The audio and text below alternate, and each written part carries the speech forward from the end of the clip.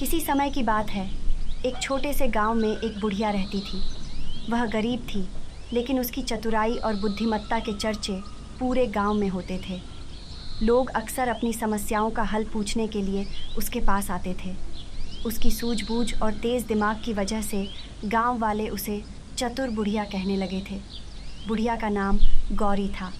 वह एक छोटी सी झोपड़ी में रहती थी और अपनी भेड़ बकरियां पालकर जीवन यापन करती थी।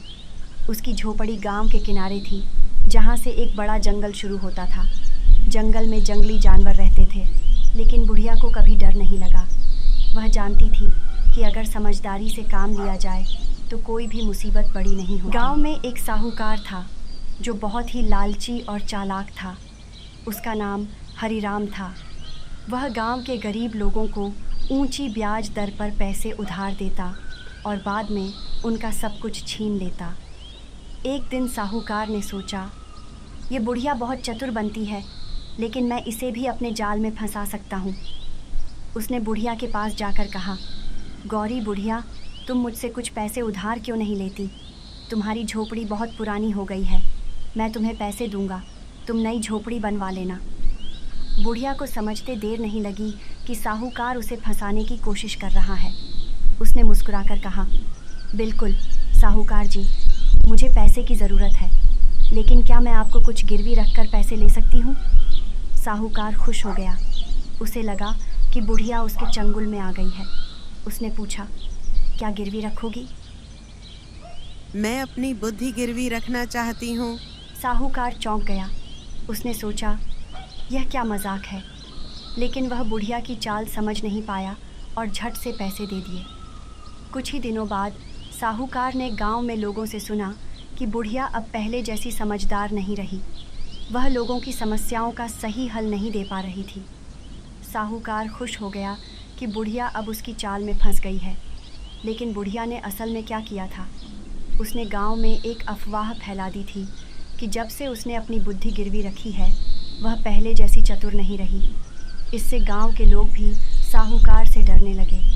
वे सोचने लगे कि कहीं उनकी बुद्धि भी गिरवी ना रखवा ली जाए। इस डर से गांव वालों ने साहूकार से कर्ज लेना बंद कर दिया।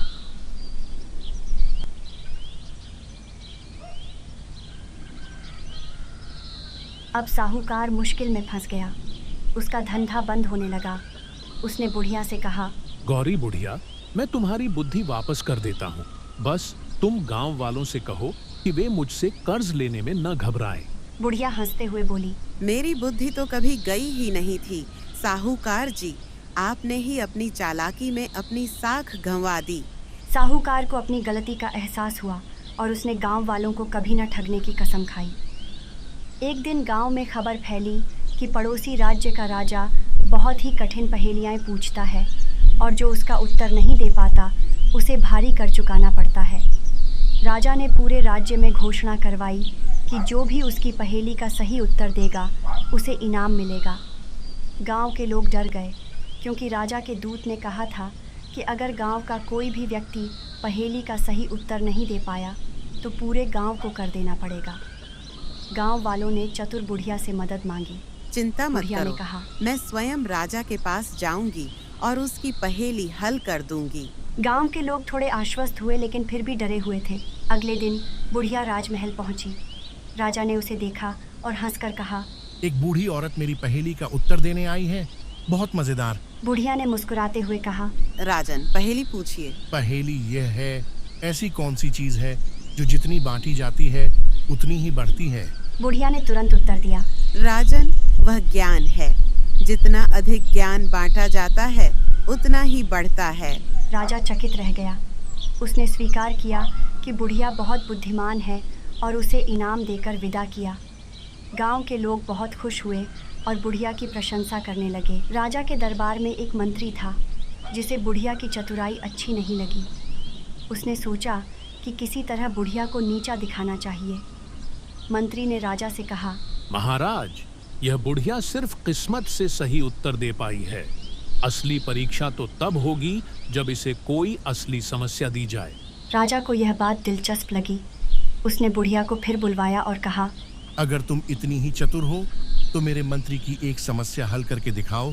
मंत्री ने कहा, बुढ़िया, अगर तुम्हें एक तरफ सोने का एक बड़ा ढेर और दूसरी तरफ पूरी दुनिया का ज्ञान दिया जाए तो तुम क्या चुनोगी? बुढ़िया मुस्कुराई और बोली, श्रृंगाल, मैं ज्ञान चुनूंगी, क्योंकि ज्ञान से मैं और भी सोना कमा सकती हूँ।